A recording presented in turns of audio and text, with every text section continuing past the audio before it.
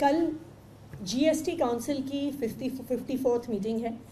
GST council में किन किन गुड्स पे, किन किन सर्विसेज पे टैक्स लगना है, उस पर चर्चा होती है, उस पर निर्णय होते हैं।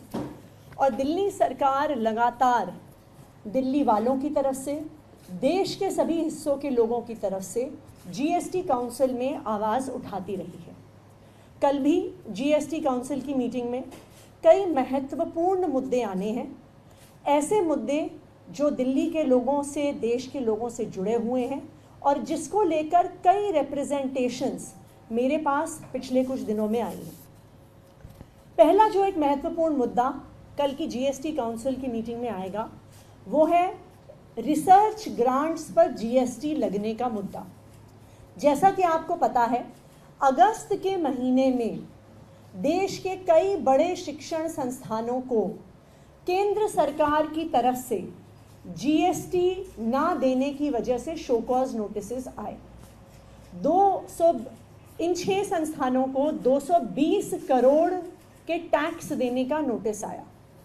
इसमें आईआईटी दिल्ली, पंजाब यूनिवर्सिटी जैसे बड़े शिक्षण संस्थान भी शामिल थे। केंद्र सरकार का कहना था कि जो रिसर्च ग्रांट्स आईआईटी दिल्ली को मिली हैं, जो रिसर्च ग्रांट्स पंजाब यूनिवर्सिटी को मिली हैं, जो रिसर्च ग्रांट्स अन्य कॉलेजेस और यूनिवर्सिटीज़ को मिली हैं, 2017 से 2024 तक का जीएसटी उनको देना पड़ेगा। रिसर्च पर जीएसटी लगना बिल्कुल गलत है और दिल्ली सरकार उसका पुरजोर विरोध करती है। दुनिया में कोई ऐसा देश नहीं है जो रिसर्च ग्रांट पर जीएसटी लगाता हो। चाहे आप अमेरिका देखने चाहिए, चाहे आप यूके में देखिए, कनाडा, चाइना, साउथ कोरिया, जो सारे डेवलप्ड कंट्रीज हैं, उनमें से कोई भी देश एजुकेशनल इंस्टीट्यूशंस को मिली हुई रिसर्च ग्रांट्स पर टैक्स नहीं लगाता है। क्यों नहीं लगता है इन सब देशों में रिसर्च ग्रांट्स पर टैक्स? क्योंकि रिसर्च को बिजनेस के तौर पे नहीं देखा जाता, रिसर्च को एक इन्वेस्टमेंट के तौर पे देखा जाता है।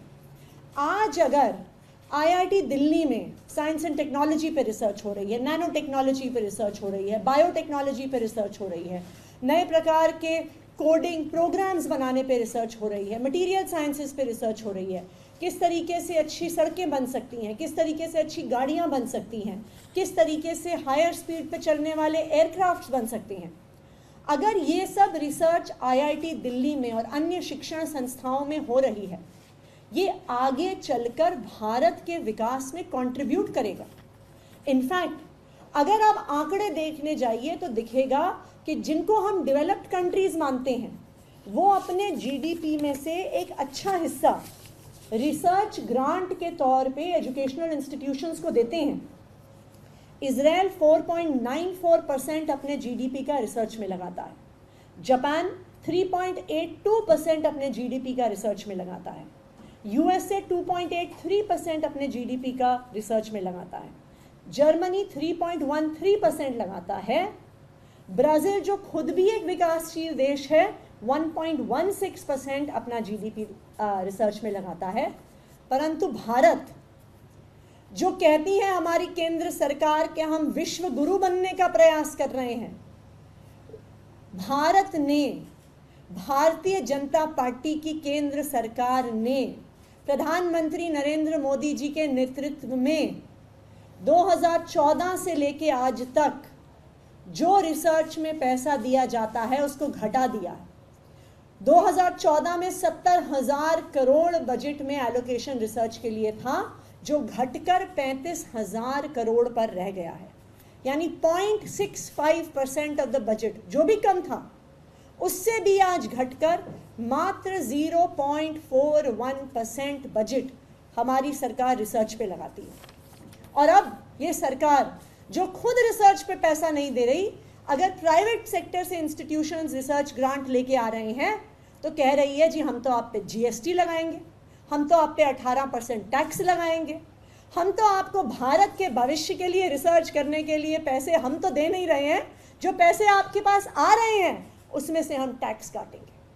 ये बिल्कुल गलत है और दिल्ली सरकार, अरविंद केजरीवाल जी की सरकार इसका पुरजोर विरोध करती है।